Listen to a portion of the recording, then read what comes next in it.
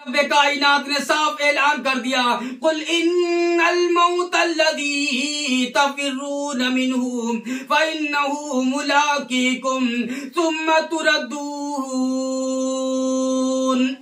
रसूल पाक सल्लल्लाहु अलैहि वसल्लम के फरमुदात के मुताबिक जिंदगी गुजारने वाला बन जाओ। खुदा की कसम, अगर तुम कुरान के मुताबिक अपनी जिंदगी को गुजारना शुरू कर दोगे, हदीस के मुताबिक अपनी जिंदगी गुजारना शुरू कर दोगे, रसूल पाक सल्लल्लाहु अलैहि वसल्लम के फरमुदात के मुताबिक अगर अपनी जिंदगी गुजारना शुरू कर दोगे, खुदा की कसम पूरे भारत में मैं कहता हूँ एक भी जो है हमारा हिंदू नहीं रहेगा। जब सारे के सारे लोग ईमान लाएंगे आपके किरदार से। आज हम खुद बदनाम कर रखे हैं, आज खुद हम जो है अपने आप को बदनाम हो रहे हैं, हमारे दूसरे भाई को बदनाम कर रहे हैं। इस तरह से क्या हो रहा है? इसलिए मुसलमानों कहता हूं, खुदा की कसम, खुदा के वास्ते आज अपने बच्चे को दीनी तालीम पढ़ाओ, अपने बच्चे को कुरान पढ़ाओ, अपने बच्चे को मदारिस के अंदर भेजो, अपने बच्चे को कुरान का इल्म दो, अपने बच्चे को हाफिज कुरान बनाओ, अपने बच्चे को आलिम दीन बनाओ, अपने बच्चे को जो है मुफ्तियान इज़ाम बनाओ। अगर ये तुम्हारी बच्चे अगर हाफिज कुरान बन जाएंगे, कल तुम्हारे जो है जिंदगी में कुछ रहे ना रहे, अगर आप इस दुनिया से चले जाएंगे, ये बच्चा आपके लिए सदके जारिया बन जाएगा। ये बच्चे कुरान जब तक पढ़ेंगे तब तक आपको सवाब मिलता रहेगा। अल्लाह तबारक व तआला ने कुरान पाक में यूं ऐलान कर दिया कि कुल्लु नफ्सिन ज़ाइक़तुल मौत,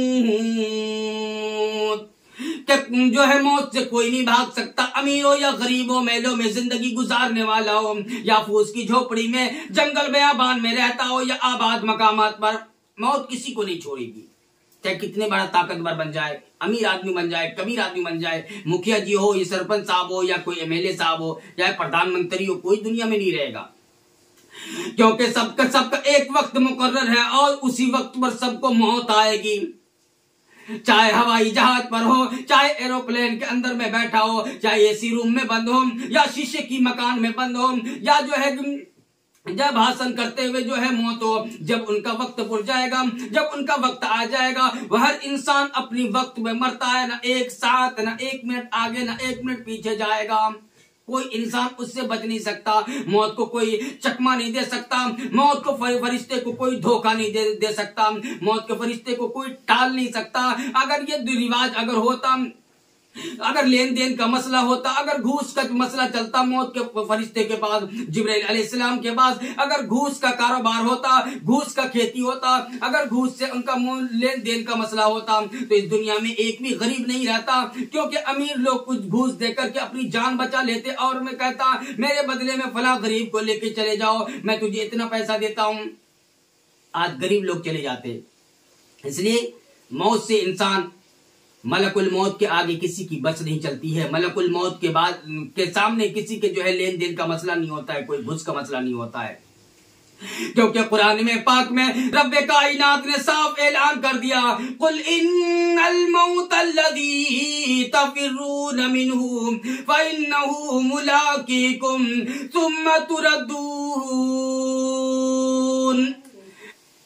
दोस्तों, इसी तरह हज़रत उस्मान गनी रज़ी अल्लाह तआला अन्हु एक कब्रिस्तान से गुजर रहे थे। जब भी उनका गुजर होता था उस कब्रिस्तान से, तो कब्रिस्तान को देखकर हजरत उस्मान गनी रज़ी अल्लाह तआला अन्हु बहुत रोते थे।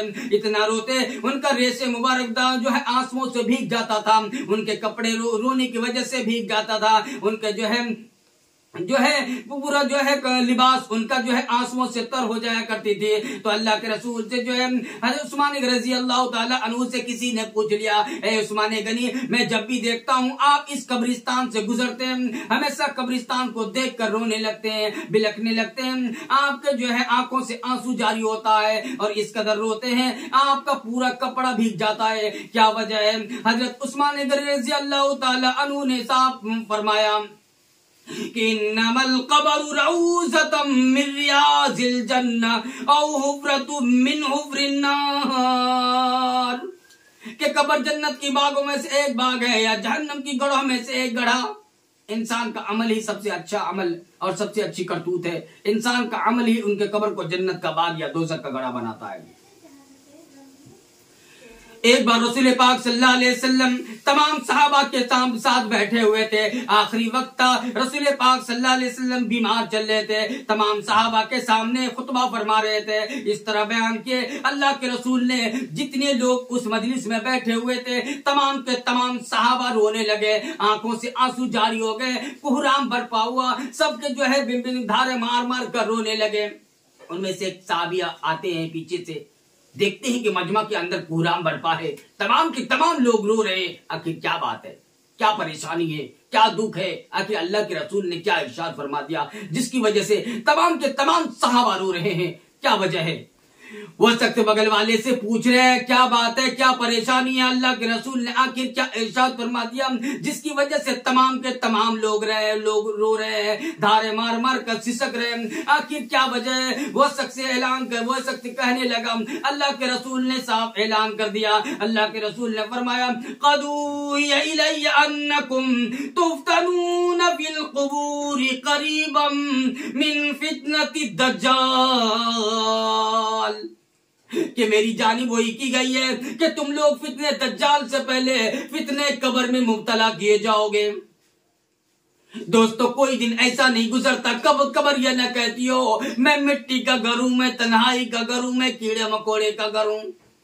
जब बंदे मोमिन कब्र में दफन किया जाता है तो कब्र उनके साथ इनाम और इकराम का मामला करती है। कब्र उनके साथ जो इनाम और इकराम का मामला करती है, कब्र कुशादा हो जाती है और जन्नत की दरवाजे वहां खोल दिए जाते हैं, जिससे वहां की खुशगवार हवा और महक आने लगती है।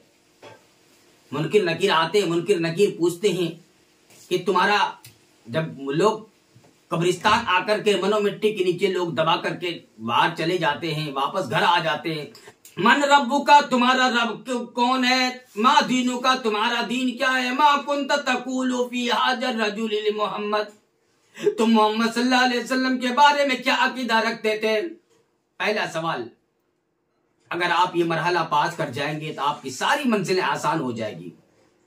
यहाँ मुनकिर नकीर हाजिर हैं, यहाँ पूछेंगे आपसे, मन रब्बू का, तुम्हारा रब कौन है? माँ दीनू का, तुम्हारा दीन क्या है?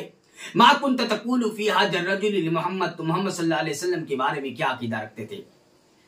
अगर नेक बंदा होगा, मुत्तकी होगा, परहेजगार होगा, अल्लाह वाला होगा, कुरान की तिलावत करने वाला होगा, अल्लाह अल्लाह कभी किया होगा, मस्जिद मदारिस गया होगा, कभी उलमा के नजदीक बैठा होगा, कभी उलमा की सोहबत में रहा होगा, कभी मस्जिद मदारिस का चक्कर लगाया होगा, वो इंसान कहेगा मेरा रब अल्लाह है, मेरा दीन इस्लाम है, मेरे नबी काली कमली वाले दो जहां के सरदार हैं। लिहाजा उनके लिए कब्र कुशादा हो जाती है और जन्नत का दरवाजा खोल दिया जाता है, जिससे वहां की खुशगवार हवा आने लगती है, महक आने लगती है। फरिश्ते कहते हैं उनसे, सो जाओ, जिस तरह दुल्हा दुल्हन सोती है इसी तरह तू भी आराम फरमा ले। लेकिन बदकार और बेनमाजी से जब फरिश्ते पूछते हैं, मुनकिर नकीर पूछते हैं, तुम्हारा रब कौन है, तुम्हारा दीन क्या है? मा कुंत तक़ूलु फी हाज़र रजुल मोहम्मद, तुम मोहम्मद सल्लल्लाहु अलैहि वसल्लम के बारे में क्या अकीदा रखते थे?